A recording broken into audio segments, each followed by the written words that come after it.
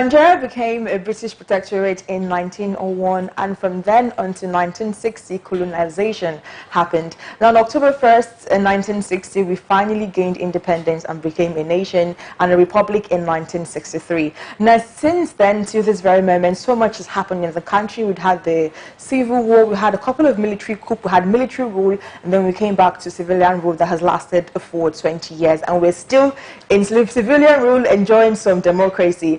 But there's been some ups and downs down the entire journey. But we're here and we're excited. This morning, we're looking at Nigeria, the story so far, and of course, how Nigerians feel about the state of the nation. Good morning.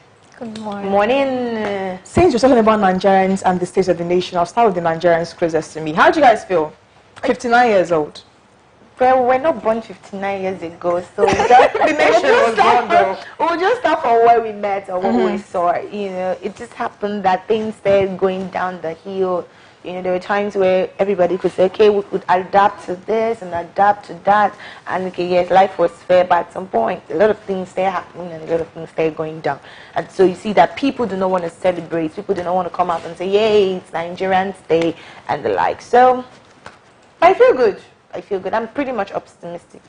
Are you optimistic about Nigeria? Well, I am. First of all, I'm not going to say that because so many things are not working in the country, and I'm not going to say, oh, hey, let's not be happy.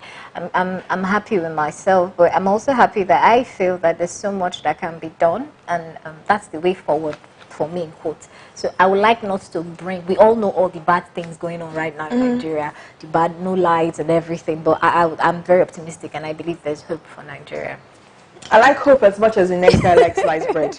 Now, a lot of people have given their addresses for the nation since the week even started till now. The former Vice President of Nigeria, Atiku, also gave an address. Now, while he celebrated the fact that Nigeria has come so far, he mentioned some things. In his speech, he said that we never imagined or we never knew that we would be in Nigeria when Nigeria was 59 years old and be in a time where there was no freedom of the press, where young people were getting intimidated and arrested and robbed by the security officials, and people could not speak out in the country. What do you guys feel about that? Do you guys feel like he's on point or he's just reacting because he might have allegedly lost the elections? I feel it's a two-sided thing. First of all, there's a whole lot going on in the nation, and he's a bit biased. That's what I would say. He's biased. Just a bit. So the things he said did not happen. It happened. I said it's a bit. I didn't say he's biased. But there's already a bit already. So I'm just saying, where's the bits coming from? You know, basically, he said that there's struggle with the freedom of the press. We've been hearing that. Yes, reporters are being arrested. Severally, no particular reason or particular charges chopped up against them. They're being picked up from the road. We hear that freedom of speech is a problem. You cannot complain about the government. For a few days now, about 3 people that were quite popular on social media for speaking out against the government have been picked up one way or the other. So is he a bit biased? well, Atiku once ruled this country. No, he was the vice president. Okay, but he was part of power. He was part of power. He was the number 2 man in the country. So yes. If probably at his time, why would I would agree with Ejiro on that point is because he had the time as well to have effect change. But it's far-fetched from nothing the same from what is happening right now. Let's just say this regime is much more stronger in terms of, okay, hate speech, in terms of freedom of speech, in terms of this and that. So, but he states the problem that every average Nigerian will always state that these are the things that are happening. But come on, you also had a time where you had the power to change many things. But some could say that he did some things. Remember that he was one of the people that fought against the 3rd term that the sitting president at that time was going to go for. So would you say that he really didn't do anything in his time? He did. I'm not saying he did not. I'm like, he did. But I'm saying that he had the opportunity. Yes. And so him being in the place of power would have been able to help him correct a lot of things. So he's facing a problem that every Nigerian will naturally state. Do you get? But he's not been biased on that point. But on the point of the fact that he once ruled this country. He should not say anything. Yeah. Ooh. Okay, so this morning the President-elect Muhammadu Buhari gave his national address as he does every other Independence Day, and he's touched on a lot of issues, moving from cybercrime to hate speech to how Nigeria intends to improve our oil exportation, and one that I think that all Nigerians are going to be deeply interested in. So we got a clip of the president's speech in the part where he spoke about power production in Nigeria and infrastructural development. Stick around for that clip.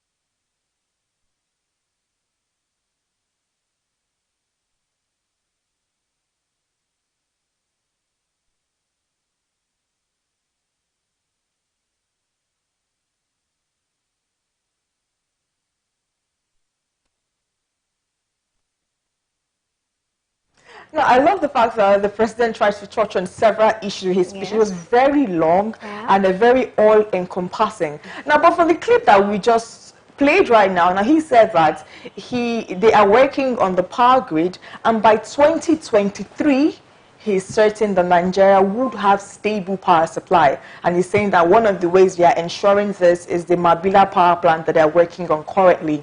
And then he also spoke about the second Niger bridge that we have been hearing about for a very long time. And there are some express road, like the Kaduna Abuja Express Road. A lot of things were said. Now, if you guys remember, we were told that in 2010, we were going to have uninterrupted power supply. And then we were promised that Vision 2020, it was definitely going to happen. And now we're being promised 2023. What do you guys think? I think from 2023, we promised 2050. Now, okay, what's going to happen between now and 2023? Are we still going to say that we're working on it, we're working on it? That's how the journey started, though. We are here now. It's just how many months into 2020, and we are not seeing any form of sign that we're going to have anything stable next year, and then 2023. So what's going on? I don't. Even right now in this establishment currently, we're running on generator, not even on light. So the light problem is really, really an issue. I feel that we know what to do as a country. It's just that they do not want to implement these things. They do not want Nigerians to be, independent and, be free from the shackles of the government. I don't just get it's crazy that in 2019, in the 21st century, people are discussing of climate change. People are discussing on how to, improve their country. And what we are discussing right now is lights. Well, for me, first of all, I would just like to say that I see so much plans and code being done. Know how to do. We have plans. I mean, that's what we've been hearing. I mean, from the ages of being a toddler, all we knew was NEPA.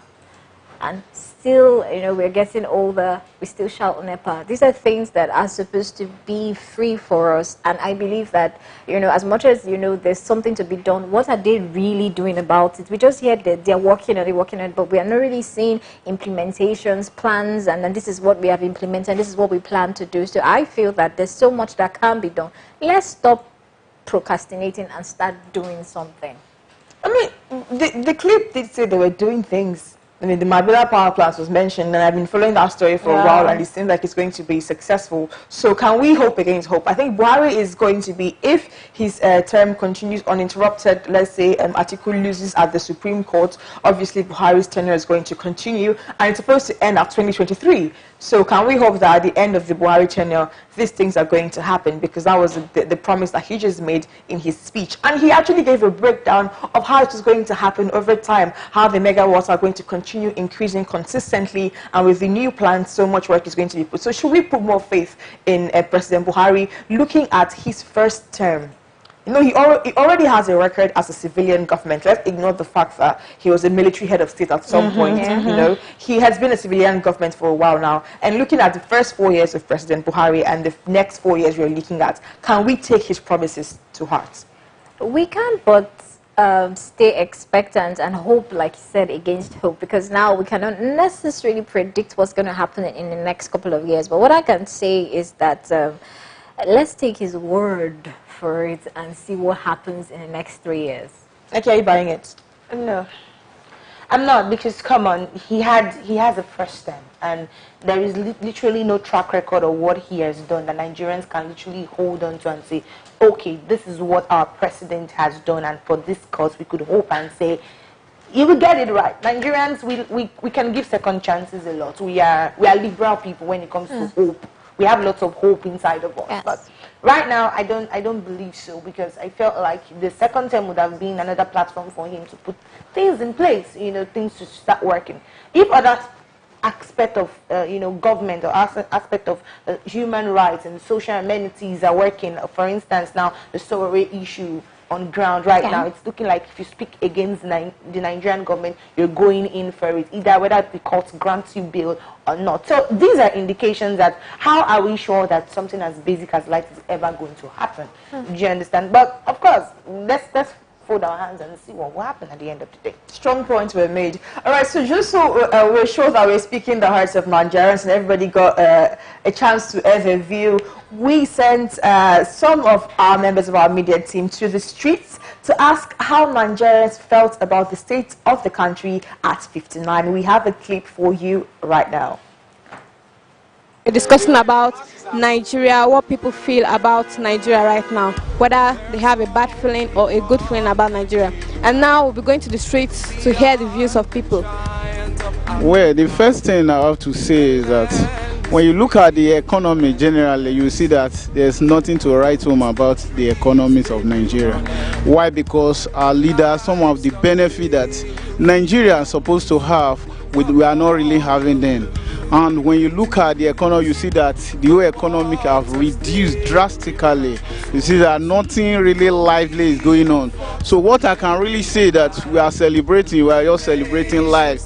That at least from October 1st to the next October 1st, there's life. So for that cause, we have to be happy. Can't be excited that we are celebrating independence. There's nothing to celebrate. Yeah, if you may see now, or if you may look, bag of rice now is how much? It's about 25,000 naira. If before this present dispensation came on board, bag of rice was about 17,000 naira. So why are we celebrating? Our kids are there, they like eating rice. So we can't even afford to buy a bag of rice. Even one cup at times is something. So why are we celebrating this present dispensation when the present governments are not giving us the reasons to celebrate the independence? We can't. There's nothing to celebrate about it. You and I know that nothing is happening in this country. We're supposed to go back to our colonized people that colonize us. Let us go back to them. Let us call them. Let us invite them to come and colonize us again. We don't have leaders. Everybody knows that we don't have leaders in this country. Our problem is leadership. Let the white come and take over this country. Don't wish Nigeria anything, because the problem that we have in this Nigeria is our leaders. Let our leaders let us enjoy this Nigeria, because they are the problem. Yeah, we have bad leaders. This Nigeria, I just said, I know where to do, where to go. 59 years independent, no lights, no water. What are we suffering for this Nigeria? Nigeria for sale, the bomb better off. Since morning I never eat, I don't get work. Or for the school where I get. What am I doing? When I just said that, make do say that we other British better pass.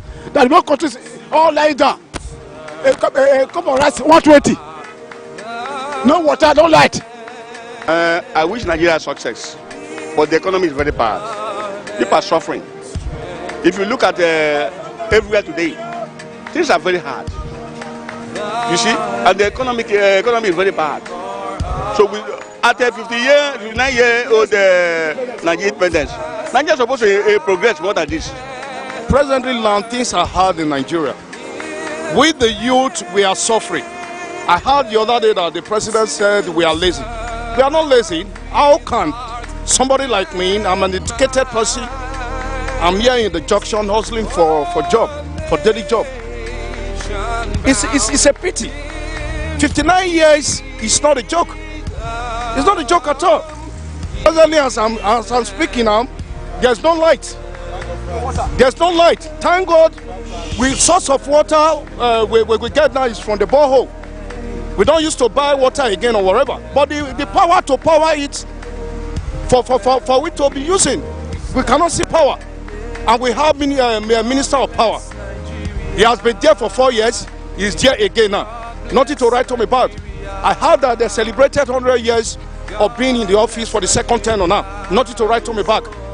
I believe in the other day in America, in Canada, they said the highest physician there is from Nigeria. We have so many intellectual men, youth here in Nigeria that are living abroad. And I don't believe most of their children will come to this Nigeria and be living as we are living here. We are in bondage. I must say the truth, we are in the bondage. The leaders, they should watch very well. They should think back how during before the independence, how we were living in this country. We don't have any other country. We cannot say this Nigeria again. But all we need to do now, everybody should be in the prayer. Happy independence to you all. I will still say happy independence anyway, even when we know that Nigeria is not a good country anymore, because we don't know what to say concerning Nigeria. Our directors, our government, people that are leading us are not leading us well, but we don't have any choice but to manage and keep things going, like keep life going. We just pray for a better tomorrow. That's all we have to do, and celebrate that we are, I don't know if we are 58 or 59. But whatever age that we are, we thank God for making us to see today at all. There are certain things that will happen. So we only just pray to God because the country has been there for the past years. One thing you should know, anything that's well for people to get it right, it is very difficult. So we are only begging God. One day I believe with my hope and all, with the help of God, God will rectify everything in this country. It's not by power. So what is anything that destroys, before you put it right, it will be very hard. It is very difficult. The way forward that our leaders should improve. I believe one day, I believe on God, that one day God will send us a Messiah that will lead us to the promised land. And it's going to be among the youth. Happy independence to you all. Thank you. You know, watching this really put me in my feelings. There's so much emotion to express, so much emotion. So I was really hurt, basically. I was really hurt. How did you guys feel? Talking about when we went out for the Vox Pop, a lot of people did not even want to talk about it. They were just doing the whole, Abegi, what is there to celebrate? I don't want to talk. You know, they was this. Everybody was just pretty much emotional, cold. They didn't want to talk about it. They felt like, what are we celebrating? There's nothing worth celebrating. So it's a whole lot for an average Nigerian currently, a whole lot. Yeah. And do you have some comments for us to take today? Yes, we do. We have one from Queen Bella. She says, "Happy Independence Day, ladies. You always look awesome." Thank you so much, Queen Bella. And then from Mackinday, she says, "May this new month be one of the most blessed and happy months for us all. Happy new month and happy independence, TSL Nigeria." Happy Independence Day, Mackinday. And then Tietie Maureen says, "Happy Independence Day. God bless us all. God bless us all." You see, Nigerians are celebrating. In a way, Nigeria is celebrating. But when I walked into the taxi this morning and someone in the bus said, "Happy Independence Day," why some people said the same to you? Some people said, "Please." Oh God, there's nothing to celebrate. Please, while we are all spending our money and all that. I just heard different things. I'm like, wow. When you came out this morning, you would have thought that you would see green and white and everything. I was the only one wearing green when I was coming. If you're ever wearing green and white, everybody looks at you like this. What you do? So many looks like I have disappointed everybody by wearing this green. I wasn't actually wearing this particular green because there's no white, so it's just somewhat mixed. I love my country either ways. We are inside the country. We have to make it work either way. We have to make it work. That is the spirit. And while we want to stay on and talk about Nigeria, our successes and our failures, we cannot stay here forever to have this conversation. But we have a special message to you and yours from our chairman, Mr. Keren Mudupe.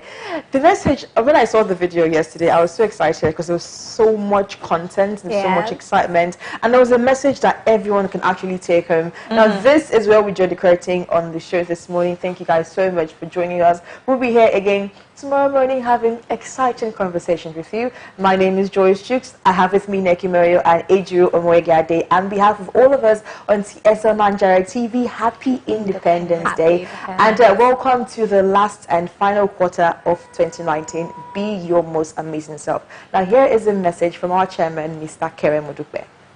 The game of chess is never won unless the queen unifies against the obstacle posed by our opponents. Nigeria can be great again if only we can shun all vices that tears us apart as a nation. Let us embrace each other irrespective of our cultural, religious or political divide. We should ensure that the umbrella of the opposition party is wide enough to sustain our democratic ideals. In same vein, let the broom of the ruling party be firm enough to sustain our hard-earned democracy. Our call for resource control or restructuring is valid, but the unity of our country is paramount at this point in time. Let us all, as citizens of this great nation, come together to fulfill the Nigeria of our dream, so that the labors of our heroes past won't be in vain. Happy Independence Day, Nigeria. Stay connected to TSL Nigeria and get updates on the go all day, every day. Subscribe to our YouTube channel on TSL Nigeria Space TV and join our online family.